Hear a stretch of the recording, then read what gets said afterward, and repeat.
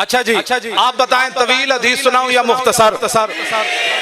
फिर बैठे, फिर पूरी तवज्जो करें, फिर अपने तसव्वुर में लाएं हमारे आका और मौला का चेहरा अनवर कैसे था, रसूलुल्लाह की मुबारक आंखें कैसी थी, हुजूर की मुबारक पलकें कैसी थी, हुजूर के मुबारक अबरू कैसे थे, रसूलुल्लाह के मुबारक बाल कैसे थे, हुजूर के मुबारक दंदान कैसे थे, हुजूर के मुबारक लबहाए मुबारक कैसे थे, मेरे आका और मौला के बाजू मुबारक कैसे थे, रसूलुल्लाह की हथेलियां कैसे थी, हुजूर की कलाइयां कैसे थी, रसूलुल्लाह के पांव मुबारक कैसे थे, रसूलुल्लाह के पांव के नीचे वाला ऐसा कैसे था, ऊपर वाला ऐसा कैसे था। जब रसूलुल्लाह चलते तो जमीन सिमट कर आती, आगे आती, हुजूर यहाँ पाँव रखे, हुजूर यहाँ पाँव रखे। इमाम हसन क्या फरमाते हैं, मेरे नाना जान का हुलिया मुबारक कैसा था, सुना दो।